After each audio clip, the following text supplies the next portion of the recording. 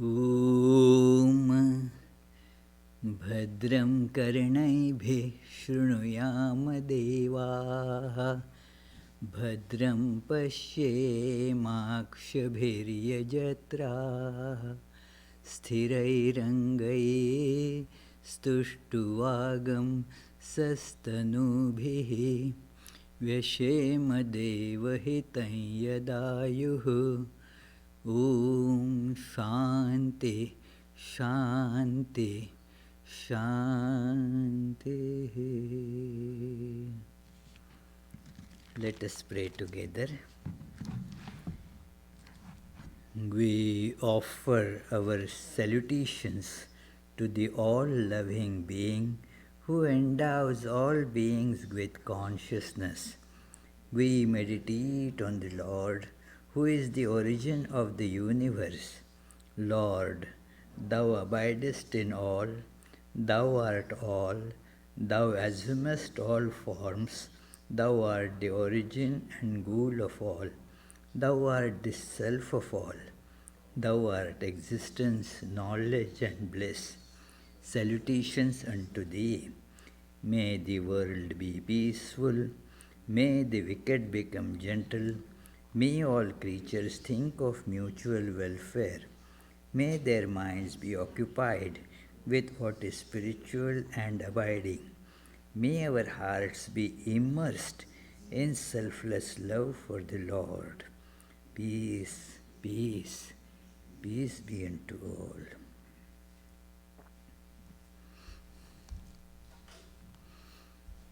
Let us close our eyes and feel our innermost divine self, the I. In its essence is same in all beings. Let us feel that I in the form of a steadily burning candle flame.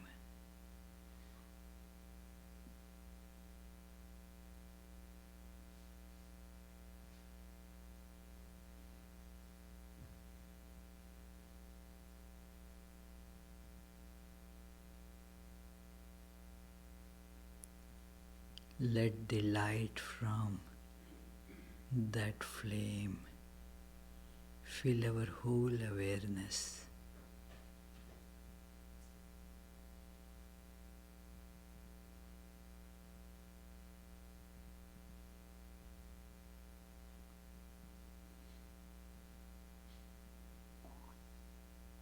Let us assert this as our true identity.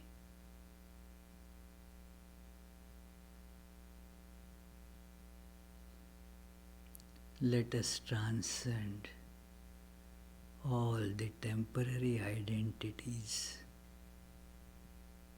connected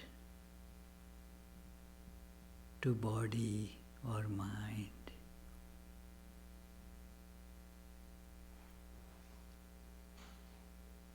This is the source of peace. Herein is the cessation of all doubts.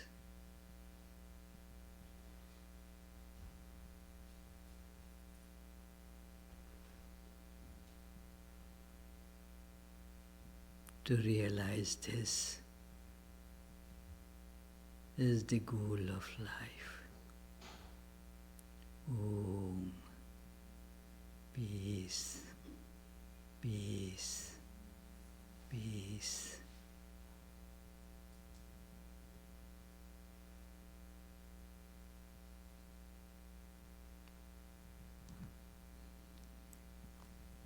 Dear friends,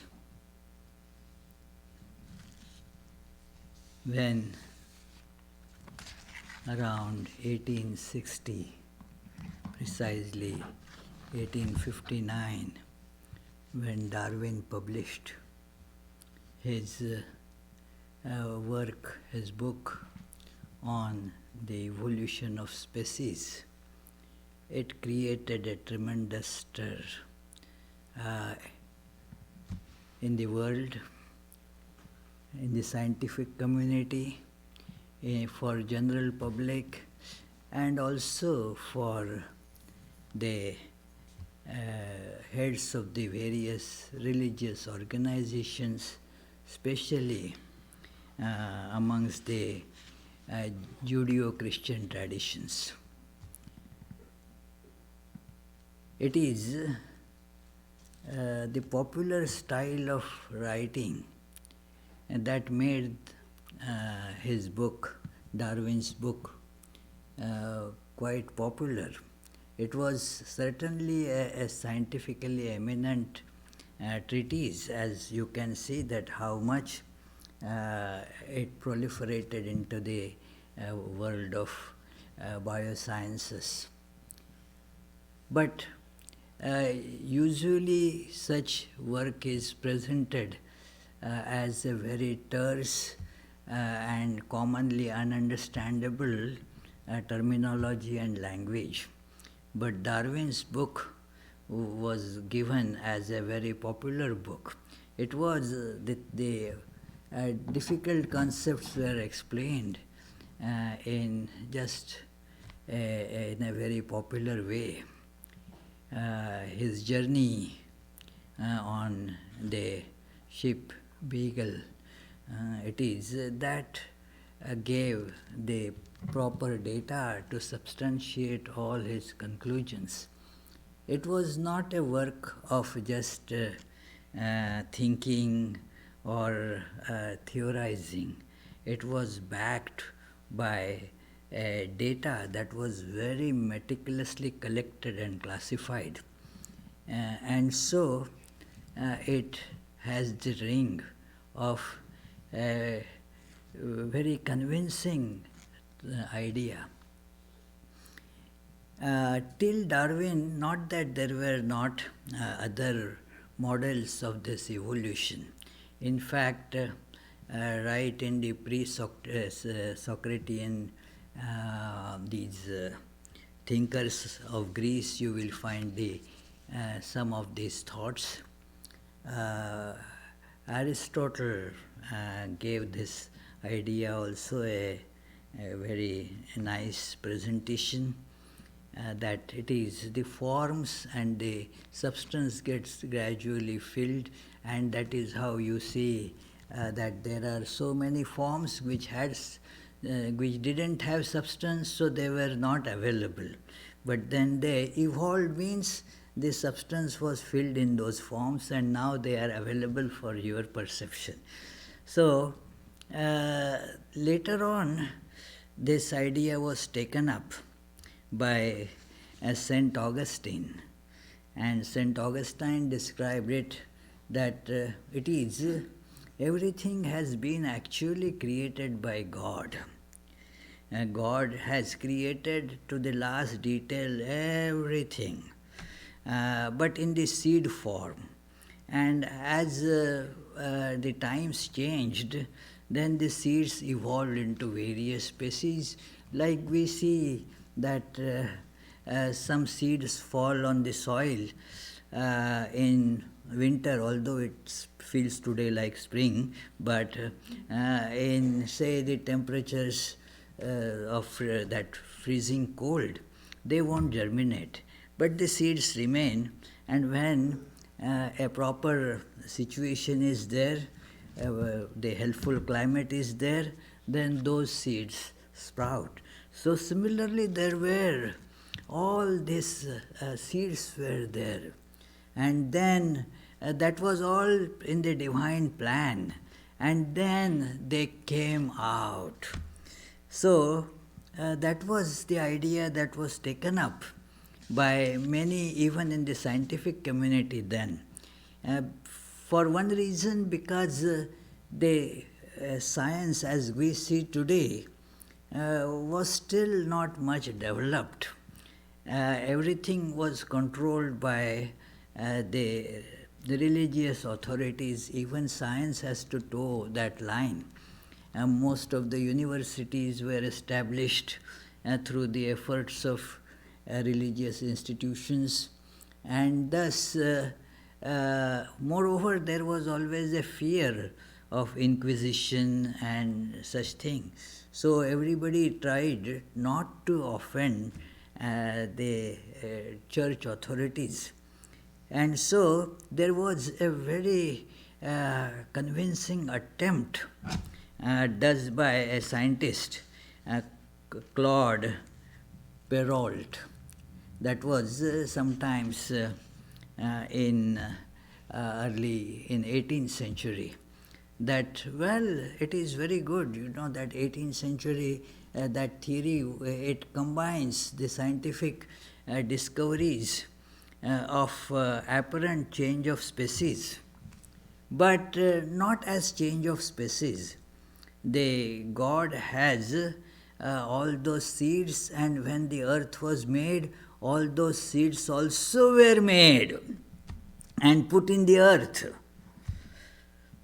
Now, when the existing species, they have that, the females of them, they have the intake of that food, then what happens is, through that embryo, those seeds get cultivated, and according to the embryo, there that new this thing comes up, new species come up. So the seed is there, and then the ground to germinate is there, and thus through that combination, all the species, different species come up through that. The idea looked very nice for quite a long time. Then there was one French scientist. His name is, you can tell me, Charlie, how to pronounce that. His last name is Maillet. Maillet. Okay. E-T. Maillet. So, he was the first to suggest actually that from one species, another species evolve from, like he claimed, that from the aquatic creatures, you see the other creatures on the earth, the territorial creatures, they come up from that aquatic creatures. So, in fact, he was the one who first suggested this idea, and then later on Lamarck developed it further. He was, you can consider, the precursor to the Darwinian theory of evolution. But Lamarck played fairly safe, didn't go directly against the church doctrines. But then there was a revolution already coming up. Many other different fields of sciences, they were having a lot of progress being registered. And then it all came to this point when Darwin's book came up. The other books like Lamarck's book and such things, the church did not pay much attention because the public didn't read it. Only some in the scientific community had access, like those papers published in scientific journals.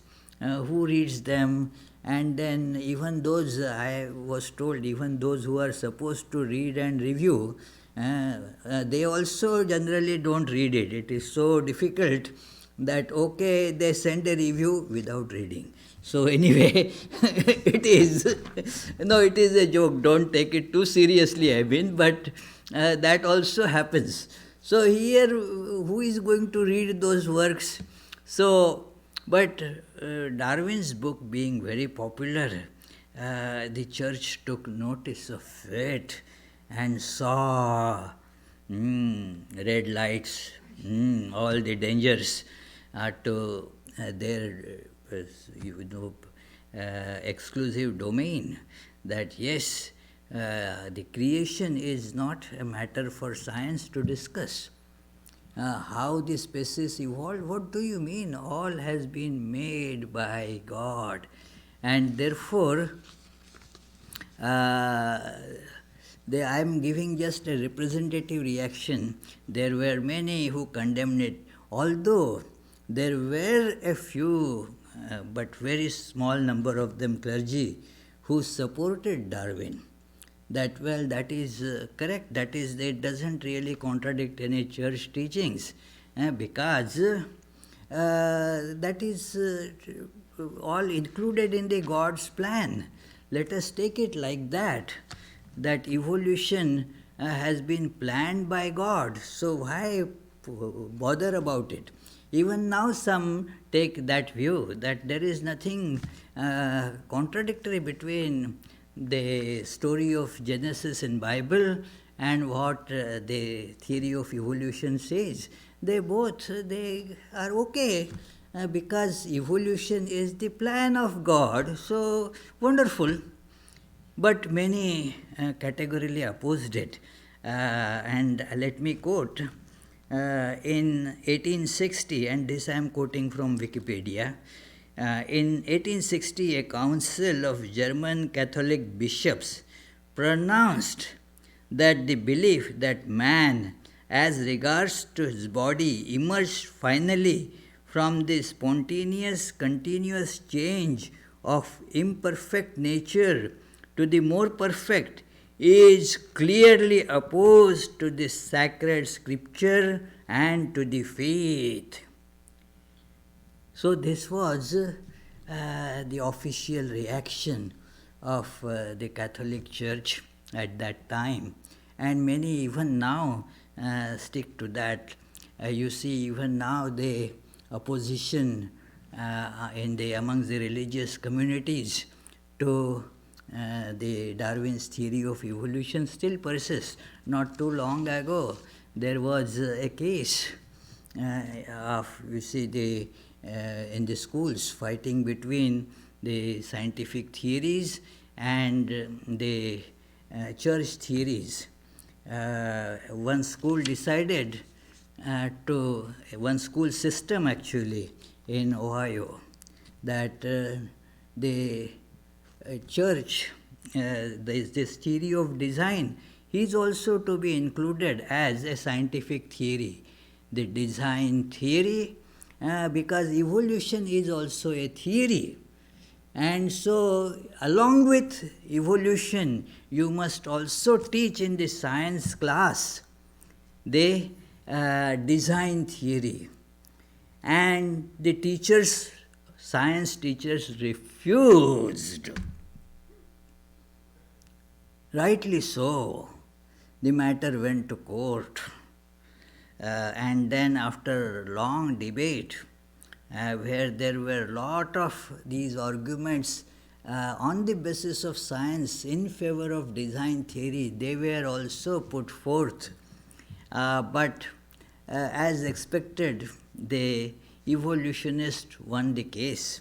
So it is because there is no tangible evidence of design theory. You can speculate. The science has this very special feature that the things have to be tested through experiments, through practical verifications, and thus you come to understanding of truth. Of course, right from Darwin, the evolutionists all said that it is a theory and it has lot of evidence, practical evidence. So it is a scientific theory. A scientific theory and a religious or philosophical or a speculative theory, the two things are different. So this is a scientific theory of evolution, and that was rejected by the Christian community and also by Jewish community. The Orthodox Jewish community even now does not accept it. I am quoting it from a Jewish site that it says, it is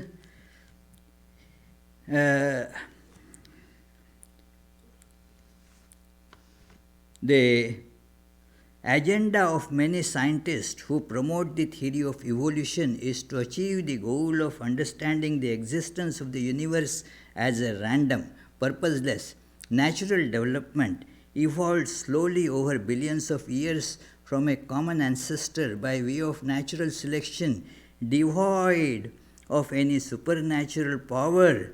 Jewish faith perceives the development of the universe in a different way. Not this way, in a different way. God created the world with a purpose known to Him. He established natural laws that govern the world, and He imposed a moral religious set of requirements upon man. The vast majority of classical rabbis hold that God created the world close to 6,000 years ago and created Adam and Eve from clay. Yeah, well, it is now, when did he make clay, who knows? That is still, they have not thrown light on that. Okay, suppose he made Adam and Eve from clay, but when did he make clay in the first place? So, it is, that is their idea. Even now some argue that this is the fossils, you see, these fossils are believed to be 100 million years old and whatever. So no, those fossils, they were put right there 6,000 years ago by God to be discovered by you now, but they were just put there 6,000 years ago by God. So everything has an argument, you see. So Muslims did not have much of a problem, nor Hindus. Muslims, they said that it is, and that is a very nice classification that they came up with. Muslims had no problem in accepting Darwinian evolution. They say that this is a truth of science, an empirical truth, and not the eternal revealed truth. So the revealed truth, eternal truth, and science by its own admission is an empirical truth, means it evolves over time. What science considered to be true yesterday is not necessarily what it will consider to be true tomorrow. So it is empirical. Whereas the revealed truths, they are eternal. So they said, and therefore they had no problem. So therefore at that time, Swami Vivekananda came on the world stage when this was all in big ferment. This was all happening, or big arguments were taking place, and Swami Vivekananda came to the Parliament of Religions in 1893, and then he was asked many times about evolution. In many of his lectures, this idea has been expounded, that he said that evolution is very good, but it is incomplete. The Darwinian ideas of evolution, they are good, but incomplete, because they do not speak about involution. The old Indian text and a simple principle of science says that if it evolved, it must have been involved sometimes from which it is evolved. So, a principle in basic science that I learnt when I think I was in 8th grade, that you cannot add or subtract anything in terms of matter or energy. It is conservation, the law of conservation. So something evolved, then it must have been involved there from which it was taken out, and since Darwin's theory does not account for it, it is incomplete. Second important thing is not mentioned by Darwin is the goal. The method has been told, and this method is good, correct. Survival of the fittest and the process of natural selection.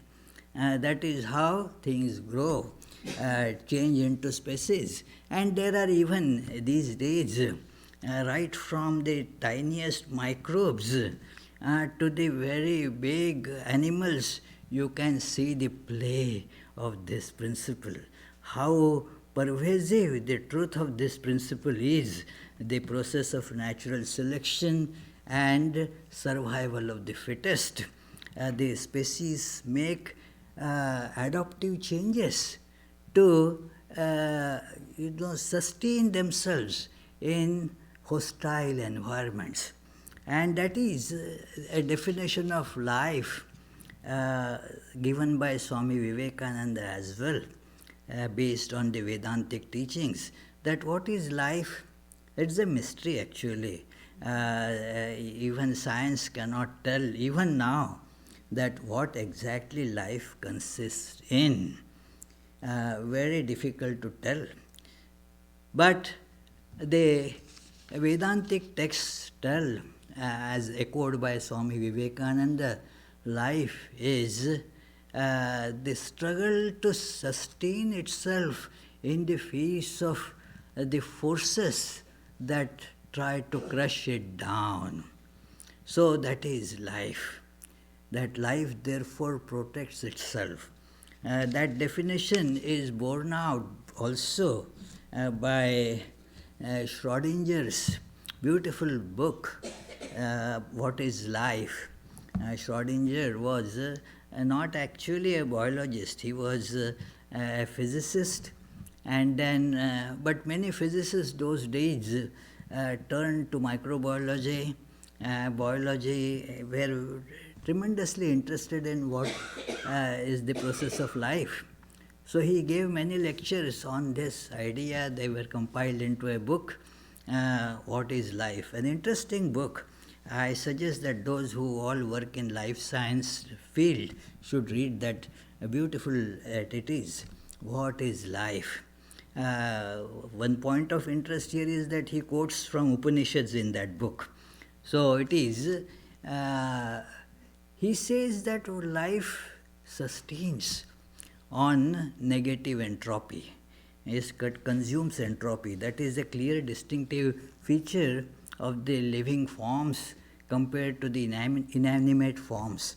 Inanimate forms, they tend to destruction. It is gradually we see it moves from order to disorder. That is called the law of thermodynamics.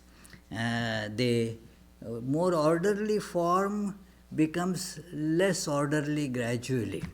It is, as we see always at our home also, if we do not keep things in the orderly way, we don't have to work to make disorder. It automatically happens.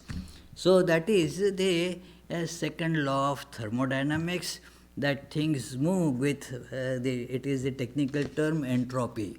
Entropy increases, the disorder increases. And now what life does? It creates order. That is why when you see things are not orderly, you feel that you should organize them.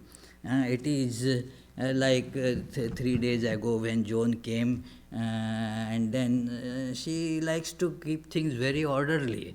It is so what she did, immediately jumped into action, and then put all those pots and pans properly ordered. We got much more space and all that. Oh, wonderful job, So it is orderly.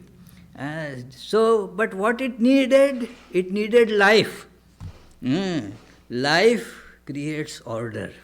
So that is one definition of life that Schrodinger gave, that life consumes entropy and thus creates order. A wonderful idea. So this life, Swami Vivekananda says, it sustains against the natural forces that keep to try to crush it down.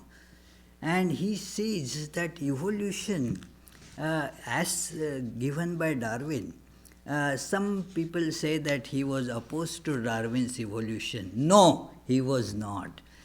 To say that something is incomplete does not mean that what is said there is not true. Something needs to be added to it, that's all. It doesn't mean that it is incomplete. As far as it works, yes, it works. It is, and Swami Vivekananda therefore gave the ways to complete it. In fact, a professor of philosophy in India told me that I should say us, because we were many listening to his talk. He told us that the single most important philosophical contribution of Swami Vivekananda to Vedanta is that he brought a correlation between the theory of modern scientific theory of evolution and the truths of yoga. Yoga and evolution were systematically brought in to show that they actually are not contradictory. So that is Swami Vivekananda's major philosophical contribution, that yoga and evolution, they are not contradictory. In fact, they are together. So he added the dimension of evolution to the teachings of yoga, and he brought out the Patanjali's yoga aphorisms in support of this. And I am now in the lecture, I am going to quote a lot from Swami Vivekananda on this point. The first quote is from this conversations with Swami Vivekananda with a disciple. It is a book that is published with the title Talks with Swami Vivekananda by his disciple Sharat Chandra Chakravarti. So, Sharat Chandra Chakravarti and Swami Vivekananda with Sister Nivedita, they had gone to see a zoo in Calcutta. They went to see the zoo. And then the curator, director of that zoo was a biologist. His name was Ranada Babu. So, his name was Ram Brahma Babu. Ram Brahma Babu, he said, did the ancient scholars of our country discuss this subject?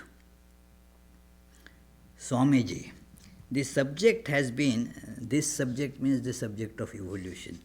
Swamiji, this subject has been nicely discussed in the Sankhya philosophy. I am of opinion that the conclusion of the ancient Indian philosophers is the last word on the causes of evolution. Ram Brahma Babu, I shall be glad to hear of it if it can be explained in a few words. Swamiji, and we also wanted to understand in a few words, isn't it? You don't want to stay here too long. So, Swamiji, you are certainly aware of the laws of struggle for existence, survival of the fittest, natural selection, and so forth, which have been held by the Western scholars to be the causes of elevating a lower species to a higher.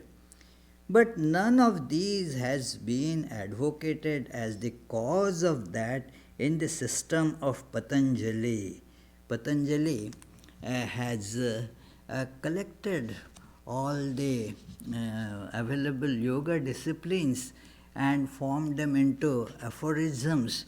It is really not just a book in itself, but it is an anthology, a collection of various works and put a system to it. So that is why he is one who has systematized the school of yoga. So he continues there.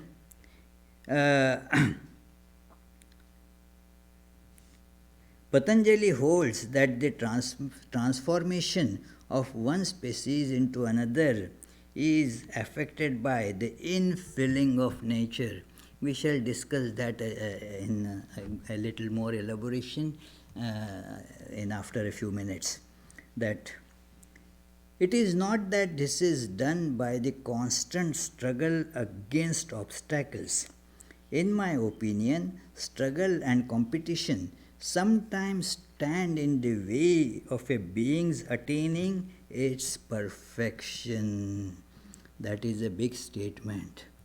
While Darwinism presents that the competition, struggle with as struggle for existence, and so you have to compete with other species to have your to hold, otherwise you will get consumed by the other species. So you have to struggle, and so survival of the fittest.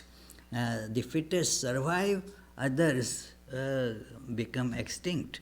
So this is, but he said no, that is not the case. He explains further that if the evolution of an animal is effected by the destruction of 1,000 others, then one must confess that this evolution is doing very little good to the world. Taking it for granted that it conduces to physical well-being, we cannot help admitting that it is a being, that it is a serious obstacle to spiritual development. It could be, helpful for the material sustenance or the material development of some people at the cost of others, but certainly not for spiritual development. For it is a spiritual involution. Spiritually you are destroying yourself by doing that. In spiritual evolution, you need to feel the oneness, and therefore whom do we consider more evolved is the one who has exhibited more unselfishness, and that is not mentioned in the Darwin's theory. See, would you say that Buddha and Jesus, they were not evolved souls? Of course, we have to concede that they were extremely evolved souls. And then they did not go to destroy others. They did not go to compete with others and went for struggle for existence. In fact, they sacrificed whatever they had for the well-being of others. So would you not call that as a much evolved species than all those marauding these tyrants who run over big population to just satisfy their lust for power? It is like that. Would you call them more evolved? So that evolution is, according to the yoga, this philosophy is very different.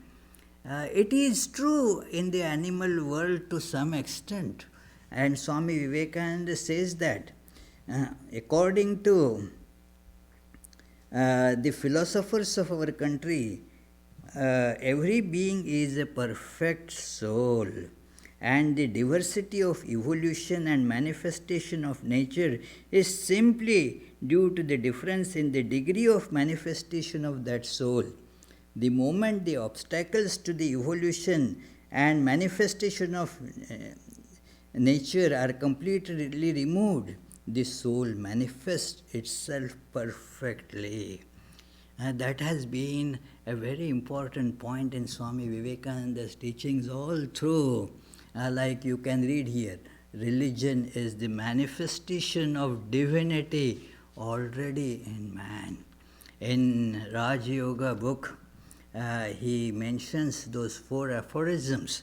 Each soul is potentially divine, and the goal is to manifest that divinity by controlling the forces external and internal, and do it by work, worship, philosophy, or self-control, and be free. That is the goal of all religions. Other things like temples, books, theories, dogmas, they are all but secondary details. So this is what Swami Vivekananda taught, that to manifest this divinity is the nature of evolution that is trying to manifest, and therefore for that manifestation it is taking different bodies. You find this idea in many Upanishads. One Aitareya Upanishad, one of the early Upanishads, it comes in Rig Veda, and it says that a being assumed this first, it got an erroneous awareness that I and the world are separate, and therefore it started running after the world. It is to consume it. The world became the food and it became the eater. A very nice analogy, that we run after the world. We are, as it were, hungry, and so want to take more and more from the world. So it started running after the world. And then I am skipping some part, although very interesting. It then took, for this purpose, it asked, well, let me have some body. He asked the creator, that can I have a body? Then it was given a body of resembling a cow. And then it said, well, I can't be accommodated in this body. So it was given then the body of a horse. It still says, I cannot accommodate myself in this body. And then it was given a body of a man. And then it felt, okay, yes, in this I can manifest my glory. So that is how the human life is supposed for the manifestation of the divine that is in us. If not, we are like animals. There isn't any other difference between human beings and animals. So it is only in trying to manifest this divinity that we become different from other animals. This is what Swami Vivekananda says, that it is in higher strata, at any rate, it is not true that it is only by constantly struggling against obstacles that one has to go beyond these obstacles. Rather, it is observed that the obstacles give way and a greater manifestation of the soul takes place through education and culture. That is why human beings have education, culture. That is the, don't you see that that is a very special thing that human beings do? I do not know any other species which runs schools for its little ones. No, it is there is no dog schools run by dogs. I mean, human beings run the dogs training schools and all that, but they are not run by dogs. There is not a dog sitting there as the head of the school. It is some man that does that. So it is, no other species runs schools because it is not needed for their way of living. Human beings require education. They want to develop through education, and therefore that is how human beings evolved. The more educated and more virtuous is considered evolved. In fact, this was echoed by Julian Huxley in his book Evolution After Darwin. It is to mention, the Charles Darwin, when he was bringing out his thesis, the father of Julian Huxley was his most powerful exponent, T.H. Huxley. So he was the champion of this evolutionist. And Julian Huxley, he also became a biologist, and there is a lot of discussion between Julian Huxley and some of the Swamis of our order. Swami Ranganathananda has given some description of it. Julian Huxley mentions that till the evolution reaches the level of human beings, it goes more or less on the Darwinian line. But once it reaches the human plane, that the evolution takes a completely different direction. The evolution on physical level, as it were, stops, and the psychological evolution, the evolution of mind, that takes predominance.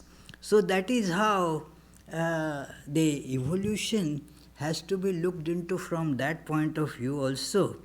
So therefore, and Swami Vivekananda comments here that how this idea of survival of the fittest is very diabolically used by people with such vested interest, that so we are the superior race, all you are inferior, that is why we have conquered you, you have no right to exist.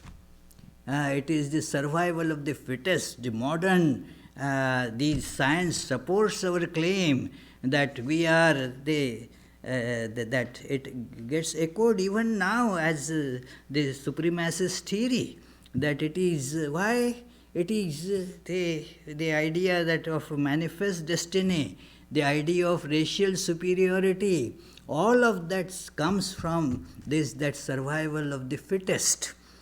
So we have survived, so we are the fittest. It is the Darwinian theory seemingly lends support to that kind of argument too, which certainly is not a big credit to humanity to treat other people in this manner. So therefore Swami Vivekananda says that no, the development of the virtues by which the inner spirit, the inner divinity finds manifestation, that is the evolution, and that is mentioned by Patanjali in the aphorisms, the aphorism in the 4th chapter of his book, aphorism number 2 and 3 in that 4th chapter, says that Jatyantara Parinamaha, Jati means the species, Jatyantara Parinamaha, how this gets effected, Prakritya Purat. It is to fulfill the nature, as it were. Our nature is divine, and so one changes from species to species to look for that perfection. That perfection is our goal. Imperfection somehow, keeps on pricking us. You never like imperfection. Even in the ordinary matters, you want to be perfect. Our Punita also likes her soup to be perfect, Yeah, it is, if somebody says, hey, Punita, what your soup?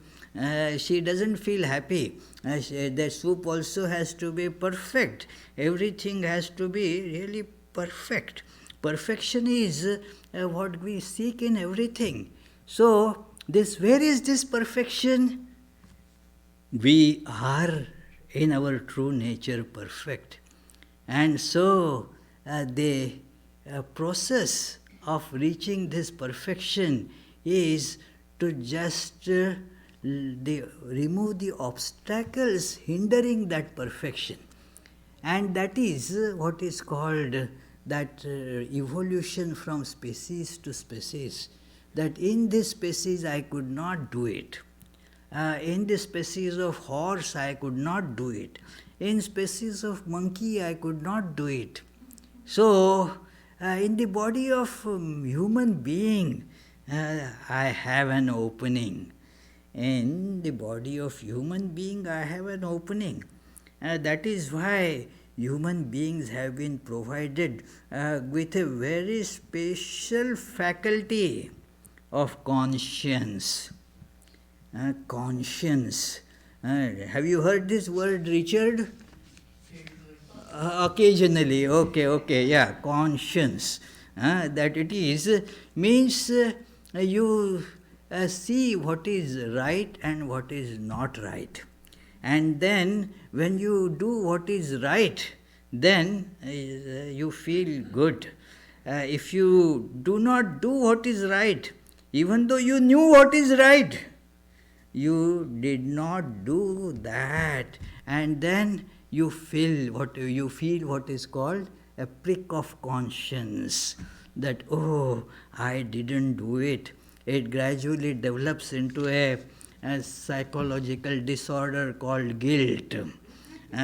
We carry the guilt because that idea doesn't leave us that that was right what I should have done. But I didn't do that. Oh, fie upon me. So that is a very special faculty. Carrying the guilt is not what is recommended. But to take lesson from that, well, I didn't do it right, but now I know what is right. Next time I will do it right.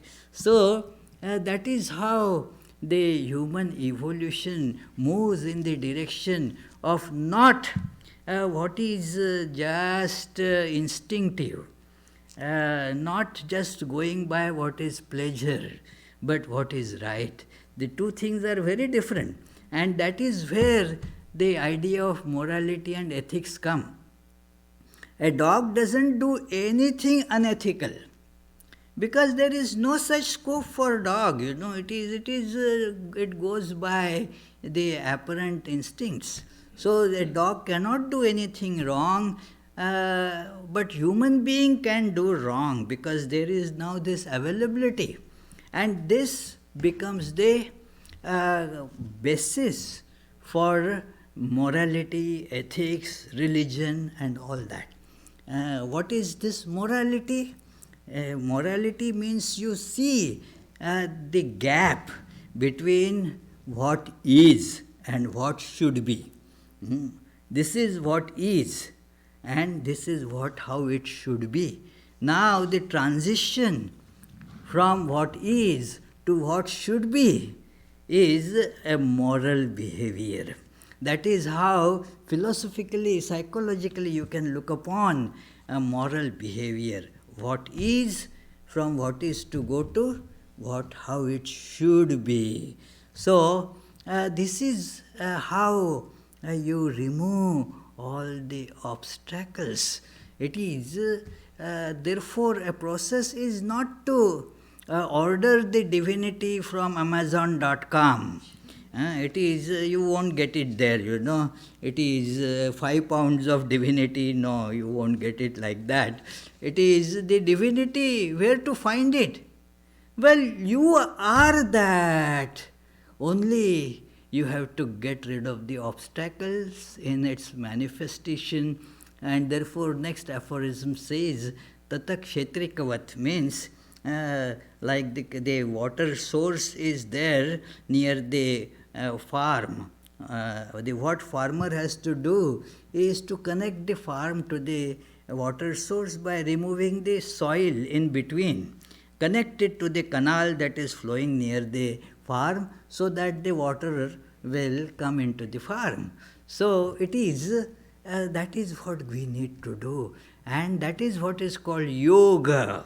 Yoga is to connect to that source of divine through our work, through our emotions, through our intellect, through our efforts to self control. All this is called four types of yoga. So, this yoga is to be practiced so that this inner divinity just manifest, and that is the how we become really evolved. That is where we then can never cease to exist. We will never cease to exist.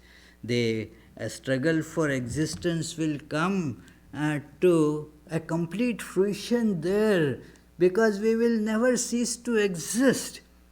By thinking of us as bodies, we are sure to die. The existence is, well, very limited. Even as a human race, given by this present situation, and just, extrapolating it a little more, we are not likely to survive for too long. The water sources are drying up, the air is getting polluted, you name it, you say. So, it is, are we evolved species from that angle? The dinosaurs, they say that they reigned for 3 million years. Human beings are just for about 200 plus 200,000 years. So imagine, the cockroaches have been there for about 500 million years, and they still are quite strong. The human beings will get extinct, they will survive, even the other species. Where is the human superiority? Tell me. It is the size of the brain? No. Many other creatures have better proportion of brain to the brain weight to the body weight. So therefore that also is not the reason to say that human beings are superior. Where is our superiority? We find the essence, knowing which we never can die, because I am everywhere. And that is what we were meditating in the beginning, that I am in all bodies, I am everywhere. There is no meaning to this word death for me. So when we get to this knowledge, then I am breathing through all noses, I am thinking through all brains, I am walking on all legs. Where is the death for me? There is no cessation of existence for me, and therefore there is no struggle for existence either. And that is how Swami Vivekananda's ideas, they express the goal of evolution, that this is how we will get all evolved as human beings. Thank you, friends. Let us meditate on this idea for a few seconds, and then in case you have questions, feel free to ask.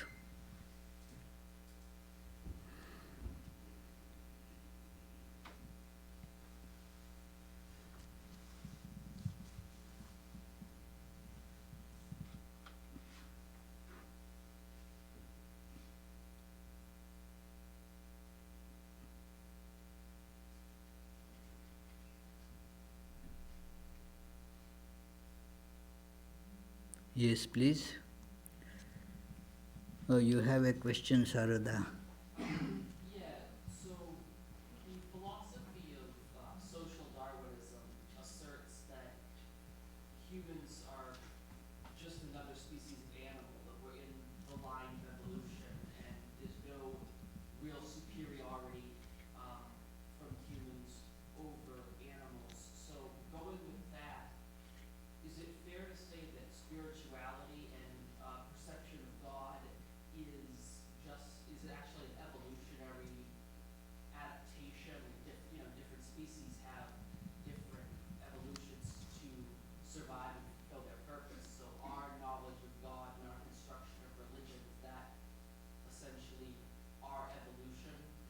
Very good statement, you know.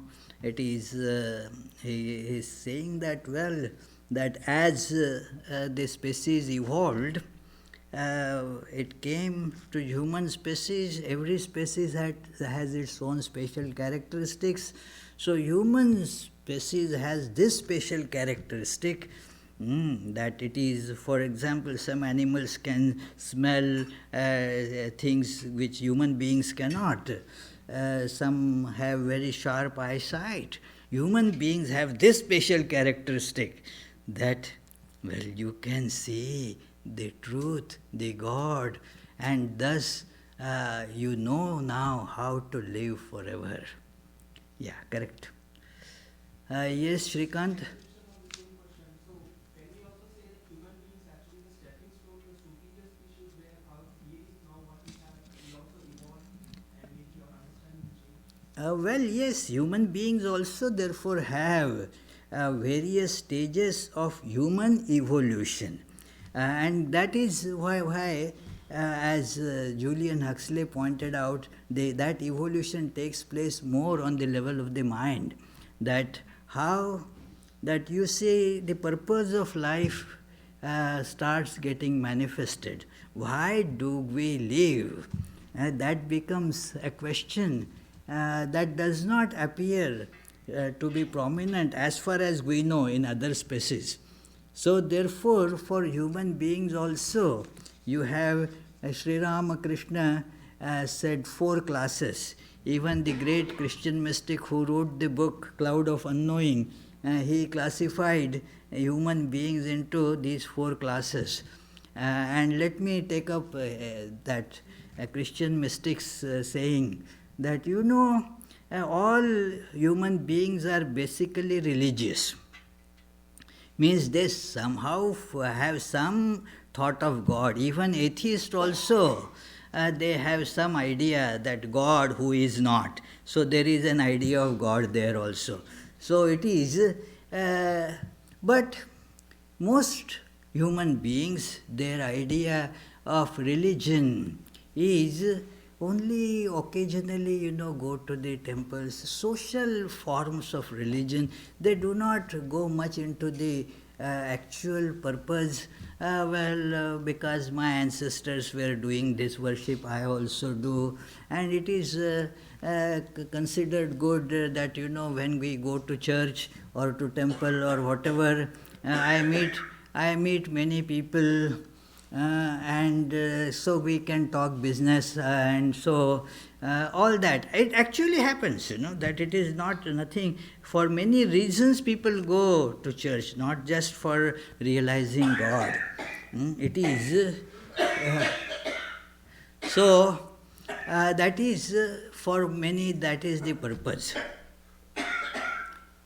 Second is category, they start asking for from God a little more serious, that okay, God can give something to us, so start praying for God for the worldly things.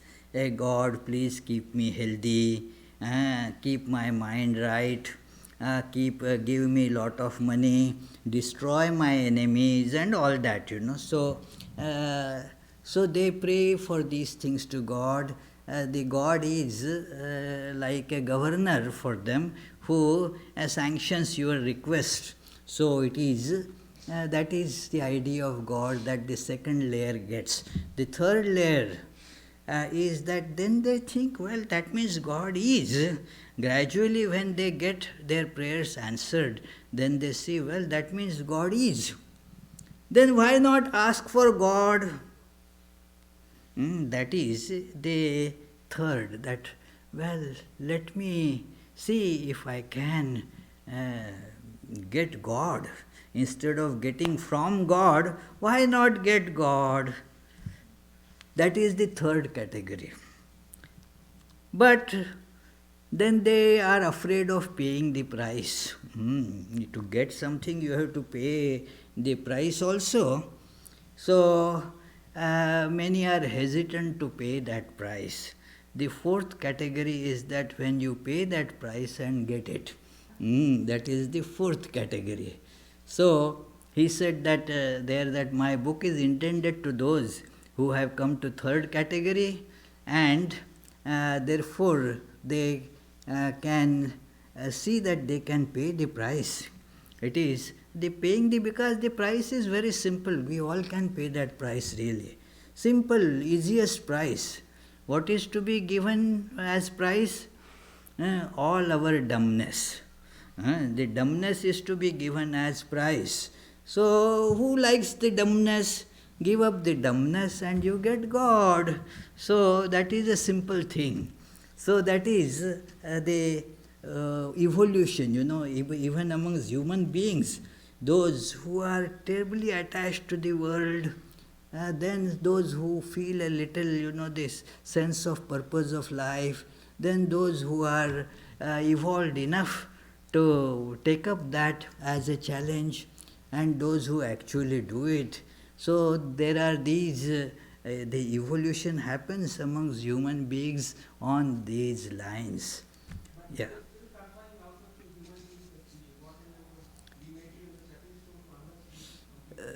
Well, that I cannot tell. It is true that what you are saying is true.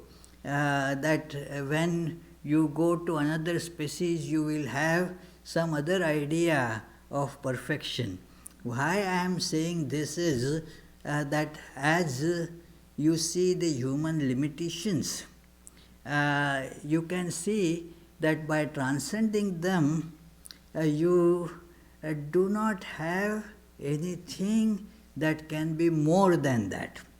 It is, you come to what is called a oneness. There cannot be anything more than that all absorbing oneness. From that angle, therefore, it is the ultimate.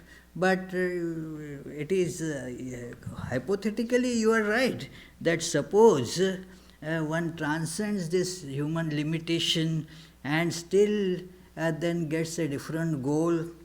It could be possible, but so far as all these sages who have gone beyond these limitations, they have confirmed it.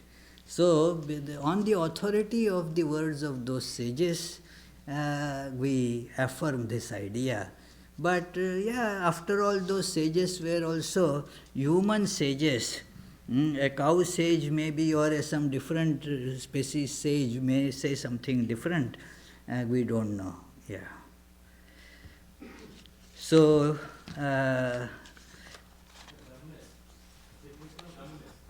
yes, dumbness. No, dumbness means what is our ignorance. That ignorance is to be given up. We hold on to our ignorance because our pleasures depend on our ignorance, and therefore we don't want to give it up. So just give up our ignorance and then you will become happy. That is the idea there. Dumbness. We are dumb. We hold that very valuable which gives us pain.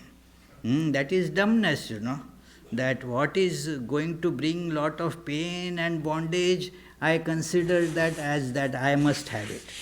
And that which is going to free us, you don't think that you want to have it. Isn't it dumbness? Just give up that dumbness. That which is going to bring peace, that we think, no. And that which is sure to bring lot of disturbance, you feel that that is very valuable.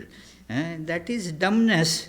So that has to be given up, you say. Okay, quick, says, yeah, I was scolded just in the afternoon that you take too long a time. Okay.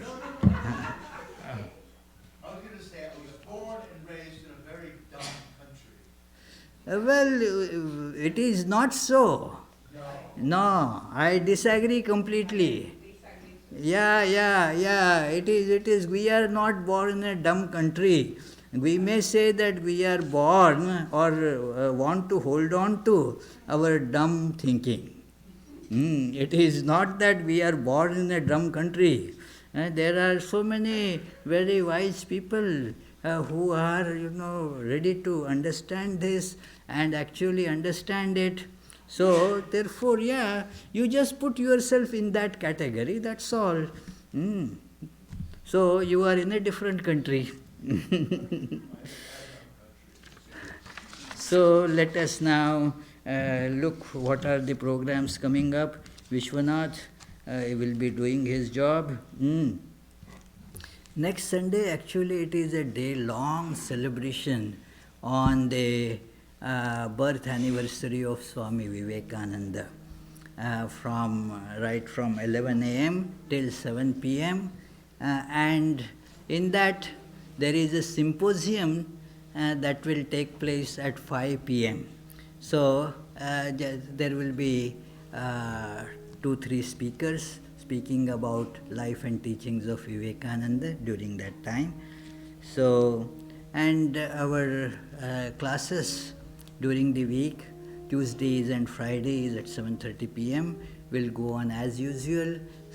Tuesdays the topic is Sri Ramakrishna and his divine play, and Fridays it is stories from Srimad Bhagavatam. So you are welcome to join all these.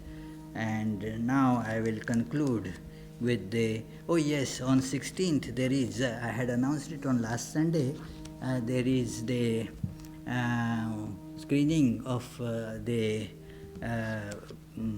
film on Ayurveda by Geeta Desai. The posters are put around, so you can see that. It is in Newport on 16th, Thursday at 7:30 p.m. May the Divine, who is Father in heaven of the Christians, Holy One of the Jewish faith, Allah of the Muslims, Buddha of the Buddhists, Tao of the Taoists, Great Spirit of the Native Americans, Ahura Mazda of the Zoroastrians, and Brahman of the Hindus lead us from the unreal to the real, from darkness to light, from death to immortality. May the all-loving being manifest himself unto us and grant us abiding understanding and all-consuming divine love. Peace, peace, peace be unto all.